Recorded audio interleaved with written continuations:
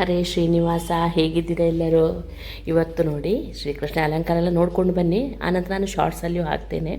ಈ ಕಾಟು ಮಾವಿನ ಹಣ್ಣು ಉಂಟಲ್ಲ, ಸೌತ್ ಕೇಂದ್ರದಲ್ಲಿ, ಉಡುಪಿ, ದಕ್ಷಿಣ ಕನ್ನಡ ಜಿಲ್ಲೆಯಲ್ಲಿ ಸಿಗುವಂಥದ್ದು. ಅದರಿಂದ ಇವತ್ತು 3 ಬಗೆಯ ರೆಸಿಪಿ ಮಾಡ್ಕೊಂಡು ಬರೋಣ. ಒಂದು ಹಸಿ, ಒಂದು ಬೇಯಿಸಿದ್ದು, 2 ಹಸಿ, 1 ಬೇಯಿಸಿದ್ದು. ತುಂಬ ಸುಲಭವಾಗಿ ಮಾಡ್ಬೋದು. ನಾನು ಮಾವಿನ ಹಣ್ಣು ಪಲ್ಪು ತೆಗೆಯೋದನ್ನು ತುಂಬ ಸಲ ತೋರಿಸಿದ್ದೀನಿ. ಇದು ಕುದಿಸಿ ಇರುವಂಥದ್ದು ನೋಡಿ. ಇದು ಇನ್ನೊಂದು ಪಕ್ಕದ್ದು ನೋಡಿ. ಇದು ಕೃಷ್ಣ ಮಠದಲ್ಲಿ ಮಾರ್ತಾರೆ ಇದನ್ನ ಆ್ಯಕ್ಚುಲಿ. ಇದು ಒಂದು. ಆನಂತರ ಇದು ಹಸಿ, ತುಂಬಾ ನಾವು ಅದಕ್ಕೆ ಚಂಡ್ರುಳ್ಳಿ ಅಂತ ಅಂತೀವಿ. ಇದು ಒಂದು. ಆನಂತರ ಸಾಸ್ಮಿ. ಈ 3 ರೆಸಿಪಿನ ನಾವು ನೋಡ್ಕೊಂಡು ಬರೋಣ.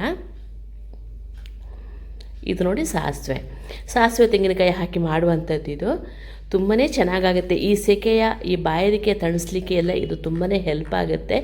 ಕೆಲವರಿಗೆ ಡೈಜೆಷನ್ ಪ್ರಾಬ್ಲಮ್ ಬರುತ್ತೆ ನೋಡಿ, ಅವರಿಗೆ ಈ ಕಾಟು ಮಾವಿನ ಹಣ್ಣು ಅದರ ರೆಸಿಪಿಗಳು ತುಂಬಾ ಚೆನ್ನಾಗುತ್ತೆ. ಇಲ್ಲ ಅಂತಂದರೆ ತಲೆ ಕೆಡಿಸ್ಕೊಳ್ಳೋಕೆ ಹೋಗಬೇಡಿ. ಯಾವುದೇ ಮಾವಿನ ಹಣ್ಣು ತಂದಾಗ ನಿಮಗೆ ಹುಳಿ ಜಾಸ್ತಿ ಉಂಟು, ಸಿಹಿ ಕಡಿಮೆ ಉಂಟು ಅಂದಾಗ ಅದನ್ನು ಈ ಥರ ನಾವು ಮಾಡ್ಕೋಬೋದು. ಬಟ್ ಕಾಟು ಮಾವಿನ ಹಣ್ಣಿನ ರುಚಿನೇ ಬೇರೆ. ನಾನು ಪಲ್ಪು ತೆಗೆದಿಟ್ಕೊಂಡಿದ್ದು ನೋಡ್ಬೋದು. ಅದನ್ನ 3 ಡಿವೈಡ್ ಮಾಡಿದ್ದೀನಿ ನೋಡಿ. 3 ಡಿವೈಡ್ ಮಾಡಿ ಒಂದು ಪಕ್ಕಕ್ಕೆ ತೆಗೆದಿಟ್ಕೊಂಡು 2 ಈಗ ಬಳಸೋಣ. 2ಕ್ಕೂ ಒಂದೇ ಥರ ಮಸಾಲೆ ಹಾಕೋ ಕಾರಣ ನಿಮಗೆ ಅದನ್ನೇ ನಾನು ತೋರಿಸ್ತಾ ಇದ್ದೀನಿ. ಈಗ ಒಂದು ಹಸಿ ಮಾಡಬೇಕು, ಒಂದು ಕುದಿಸಿ ಮಾಡಬೇಕು. ಕುದಿಸಿ ಕೃಷ್ಣ ಮಠದಲ್ಲಿ ಮಾರ್ತಾರೆ. ಇದರ ಸ್ವಲ್ಪ ಶೆಲ್ಫ್ ಲೈಫ್ ಜಾಸ್ತಿ, ಅಂದರೆ ಬಾಳಿಗೆ ಜಾಸ್ತಿ ಹೊತ್ತು ಇದು ಹಾಳಾಗದೆ ಉಳಿಯುತ್ತೆ. ಇದು ನೋಡಿ. 2ಕ್ಕೂ ಉಪ್ಪು ಹಾಕ್ಕೊಂಡಿದ್ದೀನಿ. ಆನಂತರ ಬೆಲ್ಲ, ಸ್ವಲ್ಪ ಇಂಗು ನೋಡಿ. ಬೆಲ್ಲ ನಿಮಗೆ ಮಾವಿನ ಹಣ್ಣು ಸಿಹಿ ಹೇಗೆ ಉಂಟು, ಹುಳಿ ಸಿಹಿ ಹೇಗುಂಟು ಅದರ ಮೇಲೆ ಡಿಪೆಂಡ್ ಆಗಿರುತ್ತೆ. ನಿಮ್ಗೆ ಎಷ್ಟು ಬೇಕೋ ಅಷ್ಟು ಹಾಕ್ಕೊಳ್ಳಿ. ಆನಂತರ ಇಂಗು ಹಾಕ್ಕೊಳ್ಬೇಕು. ಇದಕ್ಕೆ ಇಂಗು ತುಂಬಾ ಇಂಪಾರ್ಟೆಂಟು, ತುಂಬಾ ಚೆನ್ನಾಗಿ ಘಮ ಕೊಡುವಂಥದ್ದು ಇದಕ್ಕೆ ನೋಡಿ. ಇದಾಯಿತು. ಆನಂತರ ಇದನ್ನು ಪಕ್ಕಕ್ಕೆ ತೆಗೆದಿಟ್ಬಿಟ್ಟು ನೋಡಿ, ಒಂದು ಸ್ವಲ್ಪ ಮಿಕ್ಸ್ ಮಾಡ್ಕೊಳ್ಳಿ ಅಷ್ಟೇ.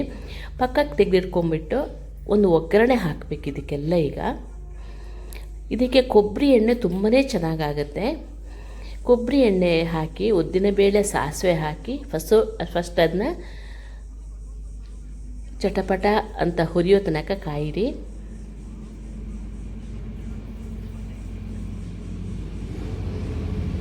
ನಾನು ಸಾಸಿವೆಗೆ, ಚಂಡ್ರುಲಿಗೆ, ಆನಂತರ ಮಾವಿನಕಾಯಿ ಗೊಜ್ಜಿಗೆ 3ಗೆ ಒಟ್ಟಿಗೆ ಒಗ್ಗರಣೆ ಹಾಕ್ಕೊಳ್ತಾ ಇದ್ದೀನಿ. ಉದ್ದಿನಬೇಳೆ, ಸಾಸಿವೆ ಹಾಕ್ಕೊಂಡು ಅದು ಕೆಂಪಾಗೋ ತನಕ ಹುರಿಯಿರಿ ಅದನ್ನ. ಆನಂತರ ಅದಕ್ಕೆ ಕರ್ಬೇವಿನ ಸೊಪ್ಪು, ಇಂಗು, ಆನಂತರ ಕಾಯಿ ಮೆಣಸು ನಿಮ್ಗೆ ಎಷ್ಟು ಖಾರಕ್ಕೆ ಬೇಕೋ ಅಷ್ಟು ಹಾಕ್ಕೊಳ್ಳಿ ನೋಡಿ. ಹಾಕ್ಕೊಳ್ಳಿ. ಕಾಯಿ ಮೆಣಸು ಸ್ವಲ್ಪ ಕಡಿಮೆ ಆಗಿತ್ತು, ಬಟ್ ಓಕೆ, ನಿಮಗೆ ಖಾರ ಜಾಸ್ತಿ ಬೇಕು ಅಂದರೆ ಜಾಸ್ತಿ ಹಾಕ್ಕೊಳ್ಳಿ ನೋಡಿ. ಇದು ಹುರಿದ ನಂತರ ಫಸ್ಟ್ ನೋಡಿ ಸಾಸಿವೆಗೊಂದು ನೋಡಿ, ಚಂಡ್ರುಲಿಗೊಂದು ಒಗ್ಗರಣೆ ಹಾಕ್ಕೊಂಡಿದ್ದೀನಿ. ಸಾಸಿವೆದು ಒಗ್ಗರಣೆ ನಾನು ಪಕ್ಕದಲ್ಲಿ ತೆಗೆದಿಟ್ಕೊಂಡೆ ಆ್ಯಕ್ಚುಲಿ, ಮಾಡಿದಾಗ ನಿಮಗೆ ತೋರಿಸೋಣ ಅಂತ.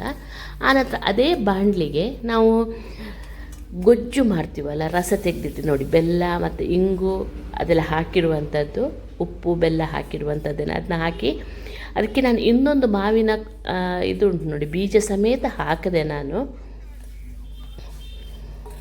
ಇದು ಸ್ವಲ್ಪ ದಪ್ಪ ಬರುತ್ತೆ. ಕೃಷ್ಣ ಮಠದ ಭೋಜನ ಶಾಲೆಯಲ್ಲೆಲ್ಲ ಇದು ತುಂಬ ಹಾಕ್ತಾರೆ. ಕಳೆದ ವರ್ಷ ತುಂಬ ಮಾವಿನ ಹಣ್ಣು ಇತ್ತು, ನಾನು ಅಲ್ಲಿ ತೊಗೊಂಡೋಗಿ ಕೊಡ್ತಾಯಿದ್ದೆ ನೋಡಿ. ಸ್ವಲ್ಪ ಅರಿಶಿನ ಹಾಕ್ಕೊಳ್ಳಿ. ಆನಂತರ ಇನ್ನೊಂದು ಮಾವಿನ ಹಣ್ಣು ಹಾಕ್ಕೊಂಡೆ ಅಂತ ಹೇಳಿದ್ನಲ್ಲ, ಸಿಪ್ಪೆನ ತೆಗೆದು ರಸ ತೆಗೆದು ಹಾಕಿಬಿಟ್ಟು ಕೊರಟು ಅದರ ಬೀಜ ಇದೆಯಲ್ಲ ಅದನ್ನ ಹಾಗೇ ಹಾಕ್ಕೊಂಡಿದ್ದೀನಿ. ನಿಮಗೆ ಮಕ್ಕಳು ಇದ್ದಾರೆ ಅಂತಂದರೆ ಸ್ವಲ್ಪ ಬೀಜ ಜಾಸ್ತಿ ಹಾಕ್ಬೋದು. ತುಂಬ ಚೀಪ್ಲಿಕ್ಕೆ ಅಂತೂ ಭಾಳ ಚೆಂದಾಗುತ್ತೆ ಇದು ಒಂದು ಕುದಿ ಬಂದರೆ ಆಗೇ ಬಿಡ್ತು. ಅದೇ ಹೇಳಿದ್ನಲ್ಲ, ಇದಕ್ಕೆ ಬೇಕಾದರೆ ನೀವು ಕಾಯಿ ಮೆಣಸು ಸ್ವಲ್ಪ ಜಾಸ್ತಿ ಹಾಕ್ಕೊಳ್ಳಿ. ಆನಂತರ ಏನು ಗೊತ್ತಾ, ಇದಕ್ಕೆ ಒಂದು ಕೊತ್ತಂಬರಿ ಸೊಪ್ಪು ಕೂಡ ಹಾಕ್ಕೋಬೋದು. ನಾನು ಕೊತ್ತಂಬರಿ ಸೊಪ್ಪೆಲ್ಲ ಹಾಕ್ಕೊಳ್ಳಿಕ್ಕೆ ಹೋಗಿರಲಿಲ್ಲ, ಯಾಕಂದರೆ ಮಾವಿನ ಹಣ್ಣಿನ ಫ್ಲೇವರೇ ನಮಗೆ ಇಷ್ಟ ಆಗುತ್ತೆ. ಈಗ ತೋತಾಪುರಿ ಮಾವಿನ ಹಣ್ಣು ಅಥವಾ ಯಾವುದೇ ಮಾವಿನ ಹಣ್ಣು ಹುಳಿ ಇತ್ತು ಅಂತಂದ್ರೆ ನೋಡಿ, ಈ ಥರ ಮಾಡ್ಕೊಳ್ಳಿ. ಒಂದು ತುತ್ತು ಅನ್ನ ಜಾಸ್ತಿನೂ ಹೋಗುತ್ತೆ, ಒಳ್ಳೆ ಹಸಿವೆ ಕೂಡ ಆಗುತ್ತೆ ಈ ಬೇಸಿಗೆಗೆ. ಇದು ಕುದಿ ಬಂತು, ಇದು ಹಾಗೇ ಬಿಡ್ತಿದ್ದು. ಒಂದು 5-10 ನಿಮಿಷದಲ್ಲೆಲ್ಲ ಈ ರೆಸಿಪಿಗಳೆಲ್ಲ ಆಗಿಬಿಡ್ತವೆ.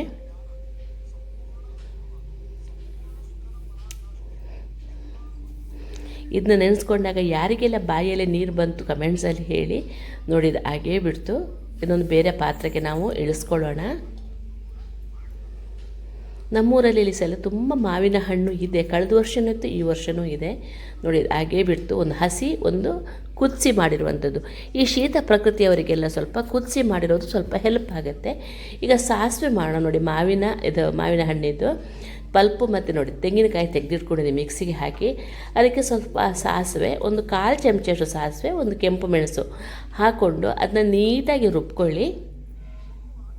ಇದು ಕೂಡ ಹಸಿನೇ, ಇದು ಕುದಿಸ್ಲಿಕ್ಕಿಲ್ಲ. ಇದು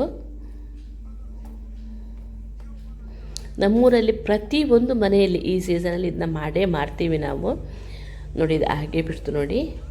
ಸ್ವಲ್ಪ ನೋಡಿ ಅದಕ್ಕೆ ಉಪ್ಪು ಹಾಕ್ಕೊಂಡಿರಲಿಲ್ಲ, ನಿಮ್ಮ ನೆನಪಿರ್ಬೋದು. ಉಪ್ಪು ಮತ್ತು ಬೆಲ್ಲ ನಿಮಗೆ ರುಚಿಗೆ ಅನುಗುಣವಾಗಿ ಹಾಕ್ಕೊಳ್ಳಿ. ಇದಕ್ಕೆ ಇಂಗು ಬೇಡ. ಆನಂತರ ಈ ರುಬ್ಬಿಟ್ಕೊಂಡದನ್ನು ಹಾಕಿ ಒಗ್ಗರಣೆ ಹಾಕಿದರೆ ಹಾಗೇ ಬಿಡ್ತು. ನಮ್ಮ ಅಪ್ಪನಿಗೆ, ಅಮ್ಮನಿಗೆ, ತಮ್ಮನಿಗೆ ಎಲ್ರಿಗೂ ಇಷ್ಟ, ನಮ್ಮ ಮನೆಯವರಿಗೆಲ್ಲ ತುಂಬಾ ಇಷ್ಟ ಆಗುತ್ತೆ ಇದು. ಒಂದು ಸಲ ಈ ಥರ ಮಾಡಿ ನೋಡಿ, ಬಹಳ ಅದ್ಭುತವಾಗಿ ಬರುತ್ತೆ ಇದು. ಇದಕ್ಕೊಂದು ಒಗ್ಗರಣೆ ಹಾಕಿದರೆ ಹಾಗೇ ಬಿಡ್ತು ನೋಡಿ. ಇದು ಒಗ್ಗರಣೆ ಹಾಕಿದರೆ ಹಾಗೇ ಬಿಡ್ತು. ನಾನು ತೆಗೆದಿಟ್ಕೊಂಡಿದ್ನಲ್ಲ ಅದನ್ನೇ ಹಾಕ್ಕೊಂಡಿದ್ದೀನಿ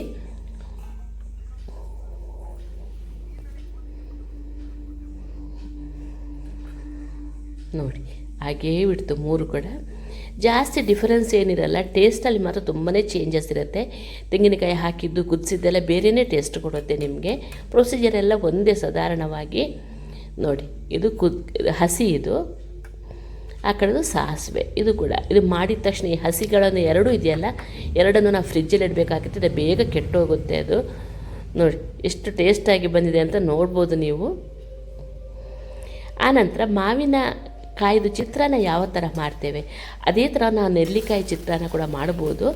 ಬಾಣಲಿಗೆ ಎಣ್ಣೆ ಹಾಕಿ ಉದ್ದಿನಬೇಳೆ, ಸಾಸಿವೆ ಹಾಕ್ಕೊಂಡು ಕರಿಬೇವಿನ ಸೊಪ್ಪು, ಕಾಯಿಮೆಣಸು, ಆನಂತರ ಇಂಗು ಹಾಕ್ಕೊಂಡು ಅರಿಶಿನ, ಆನಂತರ ನೆಲಗಡಲೆ ಅಂದರೆ ಕಡಲೆ ಬೀಜ ಹಾಕ್ಕೊಂಡು ಹುರಿಯಿರಿ ಫಸ್ಟು. ತುಂಬಾ ಚೆನ್ನಾಗಾಗುತ್ತೆ ಇದು ಕೂಡ. ಈ ಬೇಸಿಗೆಗೆ ಹೇಳಿ ಮಾಡಿಸಿದಂಥ ರೆಸಿಪಿ. ನೆಲ್ಲಿಕಾಯಿ ನಾವು ಸ್ವಲ್ಪ ಜಾಸ್ತಿ ಜ್ಯೂಸ್ ಎಲ್ಲ ಮಾಡಿದ್ದು ನಾನು ನಿಮಗೆ ತೋರಿಸಿದ್ದೀನಿ ಹಳೆ ವೀಡಿಯೋಗಳಲ್ಲಿ. ಈ ಥರ ನೆಲ್ಲಿಕಾಯಿ ಜಾಸ್ತಿ ಬಳಸೋದ್ರಿಂದ ಈ ಬಾಯಾರಿಕೆ ತುಂಬ ಕಡಿಮೆ ಆಗುತ್ತೆ. ಫಸ್ಟಿಗೆ ಹುಳಿ ಕಹಿ ಅನಿಸಿದ್ರು, ಆನಂತರ ನೀಟಾಗಿ ಅದು ಸಿಹಿಯನ್ನು ಕೊಡುತ್ತೆ ಬಾಯಿಗೆ. ನೀವು ಅಬ್ಸರ್ವ್ ಮಾಡ್ಬೋದು. ಒಗರು ಆದ ಕಾರಣ ತುಂಬಾ ಹೆಲ್ಪ್ ಆಗುತ್ತೆ ಇದು. ಅರಿಶಿನ ಹಾಕ್ಕೊಂಡಿದ್ದೀನಿ. ಆನಂತರ ಈ ಕಡೆ ನೋಡೋದಕ್ಕೆ ಮಸಾಲೆಗೆ ರೆಡಿ ಮಾಡ್ಕೊಳ್ಳೋಣ. ಈ ಕಡೆ ನೋಡಿ ತೆಂಗಿನಕಾಯಿ ಹಿಡಿದು ಅದಕ್ಕೆ ಒಂದು ನಿಮಗೆ ಎಷ್ಟು ಬೇಕೋ ಅಷ್ಟು ಹುಳಿಗೆ ನಾನು 4-5 ಹಾಕ್ಕೊಂಡಿದ್ದೀನಿ. ನೆಲ್ಲಿಕಾಯಿ ನೋಡಿ ಬೀಜ ತೆಗೆದು ಹಾಕ್ಕೊಳ್ಳಿ. ಹಾಕ್ಕೊಂಡು ಮಿಕ್ಸಿಗೆ ಹಾಕಿ ಒಂದು ರೌಂಡ್ ಪುಡಿ ಮಾಡ್ಕೋಬೇಕು. ಇದನ್ನೆಲ್ಲ ನಾನು ತೋರಿಸ್ತಾ ಹೋಗ್ತೀನಿ ನಿಮಗೆ ನೋಡಿ. ಒಂದು 3-4 ನೆಲ್ಲಿಕಾಯಿ ಹಾಕ್ಕೊಂಡಿದ್ದೀನಿ. ಸ್ವಲ್ಪ ಕೊತ್ತಂಬರಿ ಸೊಪ್ಪು, 1-2 ಕಾಯಿ ಮೆಣಸು ಹಾಕ್ಕೊಂಡು ಒಂದು ರೌಂಡ್ ಮಿಕ್ಸಿಗೆ ಹಾಕಿ ತಿರುಗಿಸ್ಕೊಳ್ಳಿ ಅಷ್ಟೇ. ನಿಮಗೆ ಬೇಕಂದರೆ ಒಂದು 1/4 ಚಮಚಷ್ಟು ಸಾಸಿವೆನೂ ಹಾಕ್ಕೊಳ್ಳಿ. ಸಾಸಿವೆ ಏನು ಗೊತ್ತಾ, ತೆಂಗಿನಕಾಯಿ ಜೊತೆ ಹಾಕಬೇಡಿ. ಫಸ್ಟ್ ಮಿಕ್ಸಿಗೆ ಹಾಕಿ ಸಾಸಿವೆನ ಪುಡಿ ಮಾಡ್ಕೊಳ್ಳಿ. ಇದು ಸಾಸಿವೆ ತುಂಬ ಚಿಕ್ಕ ಕಾಳಾದ ಕಾರಣ ಪುಡಿ ಆಗಬೇಕು ನೋಡಿ. ಪುಡಿ ಆದ ನಂತರ ನೋಡಿ ಇದೆಲ್ಲ ಹಾಕಿ ಮಿಕ್ಸಿಗೆ ಹಾಕ್ಕೊಂಡು ನೀರು ಹಾಕದೆ ತರಿಯಾಗಿ ಅದನ್ನ ಪುಡಿ ಮಾಡ್ಕೊಳ್ಳಿ.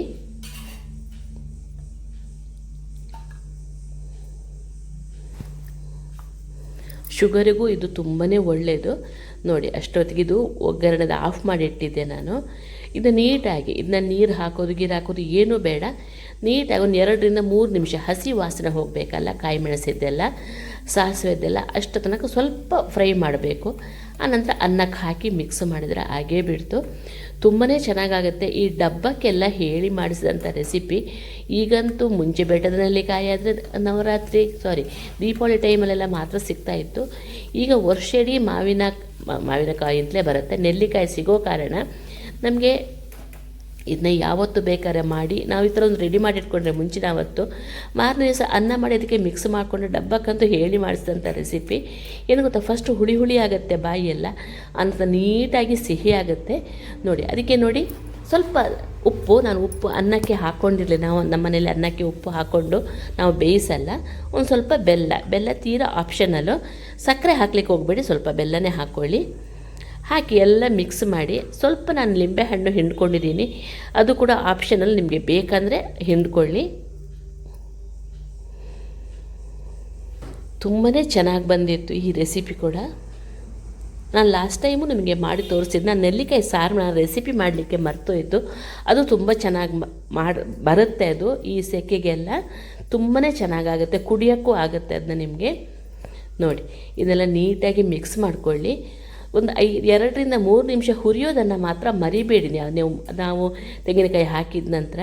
ಹೇಗಾಯಿತು ಹೇಳಿ ಫ್ರೆಂಡ್ಸ್ ಇವತ್ತಿನ ವಿಡಿಯೋ. ಇಷ್ಟ ಆದರೆ ಲೈಕ್, ಶೇರ್, ಕಮೆಂಟ್ಸ್ ಮಾಡೋದನ್ನು ಮರಿಬೇಡಿ. Thank you for watching.